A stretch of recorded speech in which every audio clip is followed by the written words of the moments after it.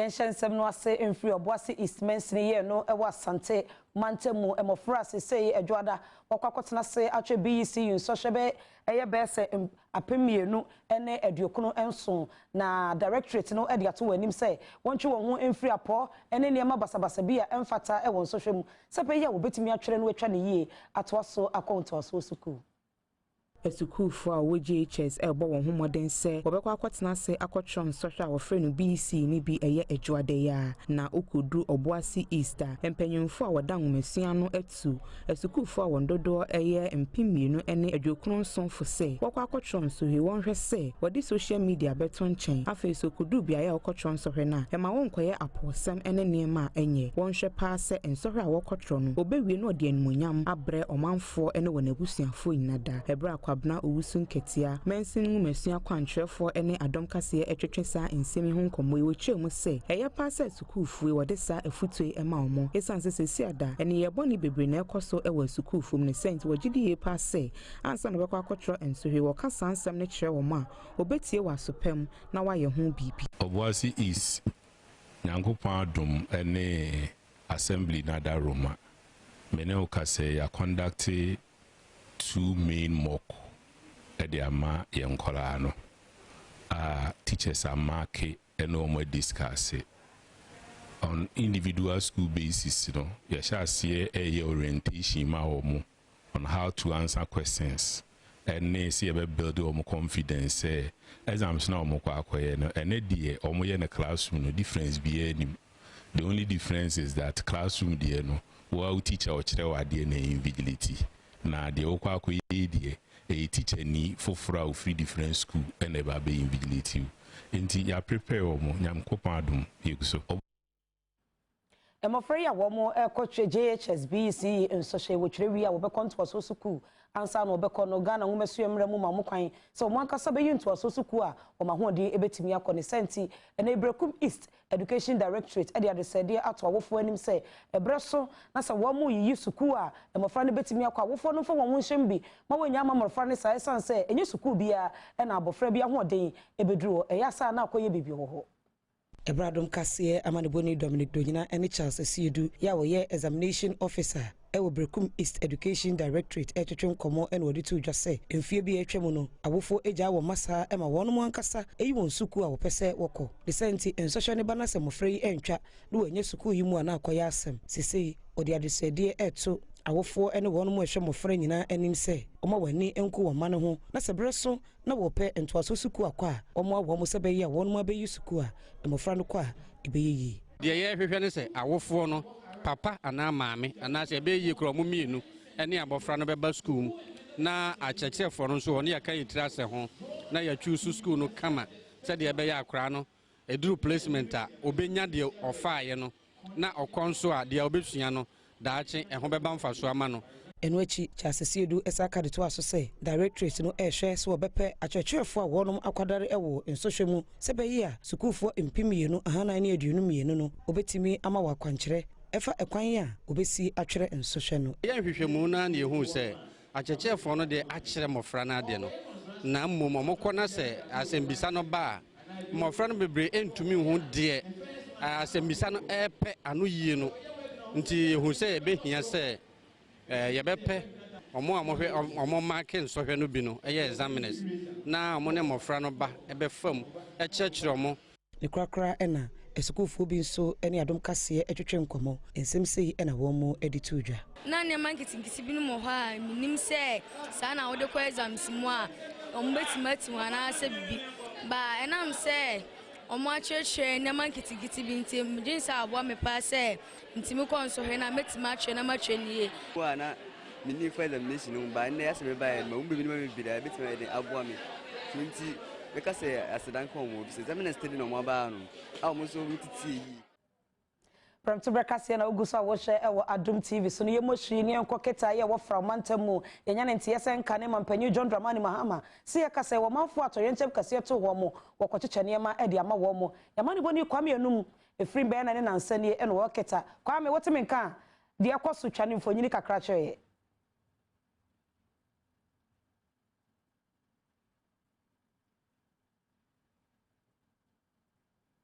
Kwame wote menka. Omo kan ewo keta epoasoche na ayedene a omo ho aka no se yama ne boy de ba nyina se odi achi a na ye kire wo se ade a eho ahia wa ha esan so baby oba baby se kajikofa oba baby ti se keta central oba baby ti se kalamazu zone na nyina wo keta no nkrofo be se 2000 na omo ho aka na omo ho kan ye no ade ba ko omo se ekwatwe pa mattress nya hwe no ye ade a Joma Amade bro mo ho se emo ewa ha ana ho se mattress eso ho ho se anwa ne macro ne nyama eka ho eso se ade a ode aba no ebebo apa ya ka say de mampen dada ana se NDC Frank Atunia 2020 election no ebe ka say nti ya twen abe no na ya tie ni nkomo na ode brain krofo a omo oketa. I want to express my sincerest sympathy through the MPs of the 4 constituencies affected by the present tidal waves to pass through you and send my sympathies to those who have been affected. Anyway. Okay. Circuit sounds. Hold up. Barely 2 months ago, I was here, and there had been a disaster because of the same tidal waves in the Ketu South constituency. And so we mobilized what little we could, and we joined the MP, when we joined the chiefs and other people affected, and we made a presentation to them to alleviate the suffering that they were going through. Then just last week, we had news again that another tidal flood, tidal waves had affected even more communities and more villages than the earlier one. I'm familiar with the area because when the sea was eating away the coastline, that is after we finished the Keita sea defense, I visited the area and saw the effect of what the ravaging sea was causing to the people. And so we asked Amandi, that was a construction company, to do an extension of the sea defense from Keita to Akleotoko area. And that is what eased the suffering of the people a bit. The intention was to continue it all the way to Anyanui and to the estuary of the Volta River. Unfortunately, we did not remain in office to see it completed. And that is where the current disaster has had its most devastating impact. Several villages that I visited during the period I was in office today have been washed away completely. The villages don't exist anymore. And so the communities such as Bobobo Kope, Bobobo Kope, it's gone completely. Bobobo Kope is no longer there. Part of Hubeme is also gone. And so we cannot sit and not respond to the plight that the people are going through. And so even though we're not in government, there's a saying that the fly, if even it doesn't have anything, it knows how to rub its hands. And so after rubbing our hands, we were able to put together a few items. I want to thank those who responded to our appeal. There are several business people who do not want to be named, but who came together and supported us to make this presentation. And so today we have here 1,000 bags of rice. Okay. We have 3,000 foam mattresses.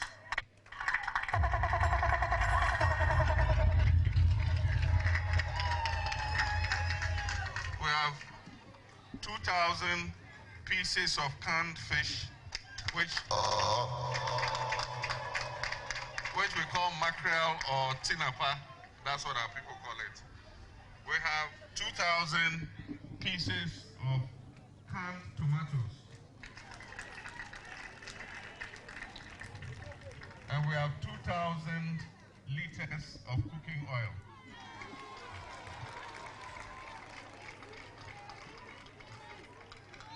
This is our widow's mite, and I'm here today to present these items to the members of parliament, and they will in turn present them to the people affected. What we're going through is part of the processes of climate change, and it is very paradoxical that even as COP26 is Anti Mampena da John Romane Mahama and Okase na wakase mattress so de yaba 3,000. Nia want here, Nientia Hunya Sebebo so say wo mo aka wa ha no e be say 2,000 not before tray. At the part says I don't know the abai e ba be so ha obi ano pa e wa ha. Me de kwa me num ye go so ha na esi bia no ye de bebrem. But the most important thing is how we react to them in terms of what support. Yamane boni kwame enum ene yekote ne nka kwame yeda ase papa ne amane boyi a wode abreye afa yento a yekase no eso Agnes Jemfo a ochre eye nurse ni ya wakade abaya resabia na ne dia we ya ne se wo hwehwe enipa aniwam ena futo wode ama oman Ghana fo ne temamufo ese obibia wo hono wo so oman na yentientia e wa ya resabia se be ya obetimi akohwe wani na amadachi bi no ene yade bia nkobo esanse wani bo a esumbedru e wo man mu. Senior ophthalmic nurse a work di aban ayaresabia Agnes Jemfua ochre ene Adom Kasee amaniboni etwetwe nkomo no ena wadi to nanimu se enyarewa bi eka eni no etese ete ene yara afoforo bi eka ho no se omanfo ema wonom na so eye ntentia ewa ayaresabia apomodin adwumayefo betimi agina won so ahwe wo mu ama wo ho ato wo mu a wani no ebesan ehunu ade ebiom bini abri na yakache museb muntu ana mo nkwa ayaresabia se hwenya okura kwa akwohwo mpom dimuna Chimebi ato si obebi a ya tuwa na montem ama Alex Kojajare ena ye mrashibedani a wogina ma wono wa wokede abato mpeso aso wono ena wo yes free screen ema omanfo a wo krom hono na wode afutuo ema omanfo nyina se ebre ene brano no one time kwa yaresabia na apomeden adwumayefo enhwe wono manima wo mo se ne be ya se yarewa bi e hyase wo so a obetimi ehu asoso ano ntem ede ama wono and there's also a hospital. I feel the Sequoia Bedutam Bino, Okutimico de Lime, not was sign, no abba, because a lune soda. I may say, the Senate what they are a year foundation, a mateno. And the Wanipa, or Quanya Hod was so, a muba cope, and see a day bois, a dear Nino. Omanfo bia wonya asa free ice cream yuso emfaso ene amane boni etwetwe nkomo mesua dia manfa mben menipe mihu ana se wianso bo na se mesua dia na mani so hyehyem ana de wo akira na mehwe a na metie me ya ana mo advice me se mani ye me ya na se obi eni ye ne ya yembo ye ho modern na yankan che your parents no na omo fa yanko hospital immediately na eni so yeda na se bebre esane se nipa niwa de ene ne kuta no se wani fra na esumadun ana hu ade esumadun enti wadwen ye ho ede sa yenhwe ye ni free abaye de ye hu se wadwen kede constituency ho pa Abayana musini ya washaye osudaku mensrimu ene Fred Ofe na ne nsɛm a wɔde ato assembly members anim ene sɛ wɔn aboa sɛ bɛyɛ obetimi aboaboa sika bia no na ama mpuntuo aba mensrimu ene ne mpɔtamu Ome biara betum pon ewo oman mu no watimi ayempuntunwuma ejina eto ahodo a omama etua so na eye district chief executive a wo shai osudoku mensimu e de ato assembly members ohohonum enum se won hwepa so betimi aboa amankofo enchechre efa eto ahodo a wojeje ewo honum ne ho se de be ya se wokọ no wokojeje se sika no e de aba be yempuntunwuma obi biara empopu ne ti emfiri ho afenso woni ahemfo ene nanom ewo honom no wonhwe se asomdwe ene biakoye beba beda wontem a wo n'adwuma yi mu no ebetimi aboa wo mu sesi ada enkranmantam so afọ ahye dwumadie bi ase a wato ne din se clean your frontage no wonhwe se ode ho ebehye mu bi Yento ansem no so ewo asin fosu ene ne mpotemu na edwadifo ma wo honom de woya ema wonsa ekowano ene se wotontone ma ene wo kire se wo ba wonom edwa kase ni mu a edwa nkoso na nka yekwakọ wuraburo nyamu se ne de nka wo se amanfo beto ne ma ne se nti wada de se de eto aban ne mpanimfo anim se wonye bibi mfa wo se be ye o man Ghana yesi kasem betimi egira brane Adom Kasee abepie asen ano edwom na woba asen south a edwa kase no a ewa ha ne ba ko enie na woba ha no a bibia opa bia ye ton bi ewa ha banche body eburo bayira bibia na meyentin si dwom ne embusa dwedifo no se na niam ekọ woni se ye keka ko bro ye si bro nya konso a ne sa November mu ene ewe me ne dwedifo mo nkomo ne ehwese sen na dwedie hu nsem sitie ewo asen ano dwakasi se ade edwom de enya kura edwom nye first ndi na nka sanke ye ba entama de mfria na pana kopema nwumre na nka Awurade ahye na de enya kura ye ba ne me ye tete ho saa omo be fa kwa omo so omo kwa ye nto de na ye nto ne ntam mo na omo saa ba bi wa saa ba be fa bi amaye ani opo nwasam so kura so de kofiri ne de ani na wo sika aka kura o mfa mambo ma first de na dwom yankasa first abafu dada wo so na dwom ye and you say abamu for be dey na asese oh na asese o man ne de asanya kura asai no ma nyina asese the whole purpose asai enti asese aba won hwe na no ma bia nkasisi anim na no ma bia nye ye na so be dwoma ye nye bi bibia to bibia di e ba so mi ton kosua ne aburo edwom nya kura ya ntɔhwe ye betena saa ne asɔre kɔ efi atwom ni nya saa sana man ka badu bo na konso se de nka kosua de nka to anka adu ni mele nso sira ye nto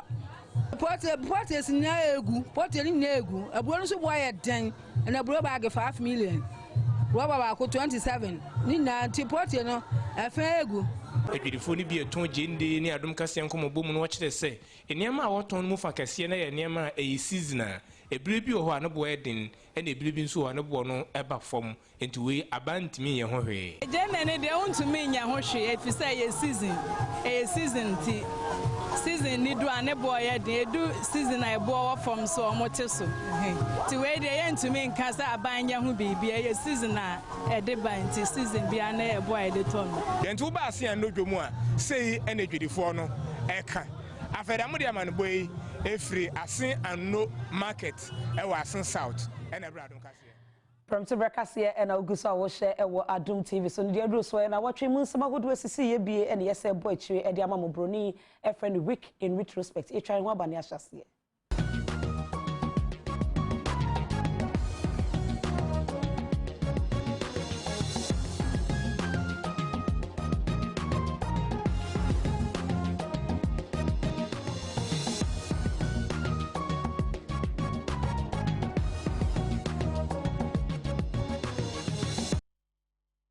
Esamu akwa bebiem na ye hye na watwe mu nsema hodo esisi ye na se e de free mrahye bedwafie na watwe mu emra eda hono mu a efa ema ne menhye mu de no mrahye bedwafo etena se ya wo mutie wo manfo a wode wadwenkyere eba eho ensem emranim ni lawyer akoto ampa e de nanu disem ekoto udwa ya wo kyere se emra na empanifo pese wode ba ne de nya de a ewo mu Ekomienu a edi kan ede wonsem ekoto udwa ene Coalition of Human Rights Ghana ene Concerned Citizens of Ghana ya akotampa ene Professor Tichiwa Menu ene Kwesi Prempe edi wanimu ekoyi ekire mu se saa bill yi etia Ghana yemere konini etiti nipa fa ahodie so na eye esom enhye eno pese wode eto Ghana for so esenti wode to udwa se e wose committee no etena se na obo wotiri mpo se nyaade a wobeje saa bill yi atom no mo manfo koso a eme wani je wonfa ahodie a owo dada no eho ensemu a emranim ni akotampa ene Professor Tichiwa Menu edi to udwa eni Mr. Chair, it is our view that the bill violates Article 1, Clause 1 and 2 of the Constitution, the very first article of the Constitution, now, which upholds the sovereignty of the people of Ghana, in whose name, quote, in whose name and for whose welfare the powers of government are to be exercised in the manner and within the limits laid down in the Constitution. The legislation must meet that first provision, fundamental provision of the Constitution. If it doesn't, by clause 2 of Article 1, that bill or that legislation is void. Enwechi and sorry ku abodo Ghana Pentecostal Council any Pentecost Church enso ede wonsem ekotoja na woboabo mrenimfo ene asofo abodo ano ye wo munyina ekasaye ekere se ewo se emrahebedwafo egisa emreyi etumu wabra won twentwen so kra. Apostle Alexander Labi ene gina Church of Pentecost ene the Pentecostal Council of Churches anemu ekasaye na ninsemu a ode tuja eni. Mr. Chairman, the Church of Pentecost has submitted 7 different memoranda from various departments of the church in support of the promotion of proper human sexual rights and Ghanaian Family Values Bill 2021. The church, respecting and upholding the Constitution of Ghana, has over the years played its role to support governments in ensuring the growth and development of the country, as well as maintaining and preserving the moral and cultural fiber of the Ghanaian society. We, therefore, by our memoranda already submitted to this august House and overwhelmingly supported by 15,000 signatories, which was gathered within less than 24 hours. If I had not stopped them, most of them were sending in their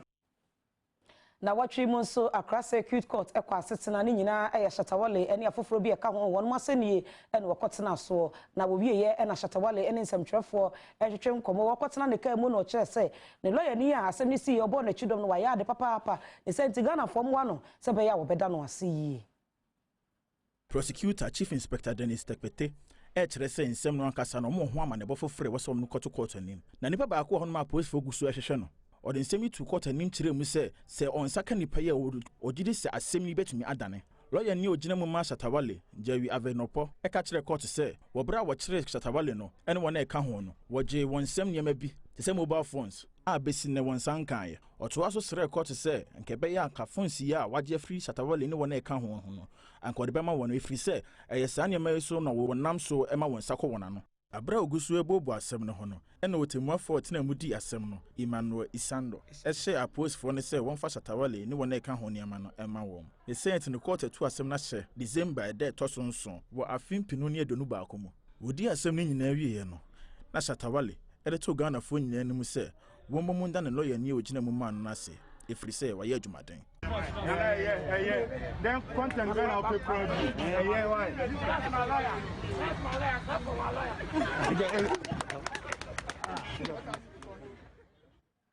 Ghana Link Network Services wamo ena position ene omanfo ne ma babegu o my Ghana mu nyina wo hweso ene wo kire se ebra sa adwumako no eba ye no ensa woso ene dwadi ekoso e wo poso no nyina ayi.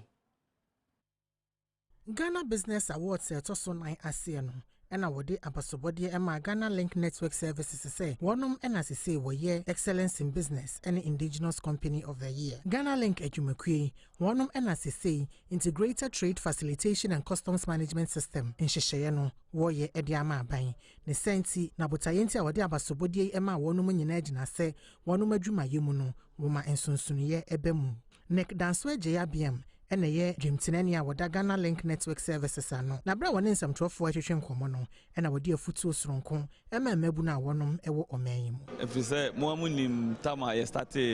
sa single window yi mo say ebreba mu ye ya pains and bibia na enso ye gyan na so making sure say ade no ebebam na ye ni Nigerian for Ghana ni Nigerian for na ye to system no. Up to now, Nigeria for intimate or no. Up to now, I can say Ghana Link the best as a system. Make say even South Korea system no combono. And so the Nema womb. They are making sure say GRA any customs or more abuama. A de biane how mubia almost so a catch the yes, yes, I mean, say Korean for no. IT for be 30 na has say I mean no kasa mo Ghana Link still omo improve system no ama bibia enti say ebenya bibi sa word ya na ebeda nyame sometimes it's easy sometimes obetimi de usika akoshe bibi mu na asay enkyere say wonye good so san gina pinti na san try ye nyina say ya mfa ne easy enti the man say so who gina so person bie wadwuma enye bad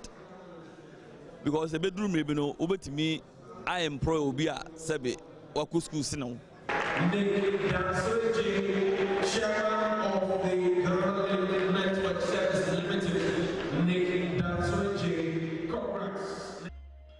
Area Busia Kasee no esi se wo fie no si media sa wonya abotreshe bi ma mintimi da se onyame ensure kodwumen sabrampa ene ye me producer Premotobre na director Emma me yesi du a ebo mechi dom same ene gina camera no achi dani ene yes sound